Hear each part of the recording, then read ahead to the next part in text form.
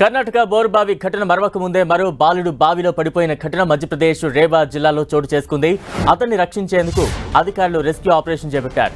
నిన్న మధ్యాహ్నం open borewell దగ్గర బాలుడు ఆడుకుంటుండగా ప్రమాదవశాత్తు అందులో పడిపోయాడు. బాలుడు బావిలో పడిపోయిన విషయాన్ని గుర్తించిన తల్లిదండ్రులు అధికారులకు సమాచారం అందించారు. హుటాహుటిన ఘటనా స్థలానికి చేరుకున్న అధికారులు సహాయక చర్యలు చేపట్టారు. వారణాసి నుంచి ఎన్డీఆర్ఎఫ్ బృందాన్ని రప్పించారు.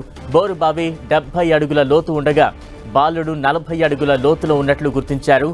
బాలుడి కోసం బోరు బావిలోకి నిరంతరాయంగా ఆక్సిజన్ పంపిస్తున్నారు. సీసీ కెమెరాల ద్వారా బాలుడి కదలికలను గమనిస్తున్నారు. బోరు బావికి సమాంతరంగా గొయ్యి తవ్వుతున్నామని, సాధ్యమైనంత త్వరగానే అతన్ని చేరుకుంటామని ఆశాభావం వ్యక్తం చేశారు.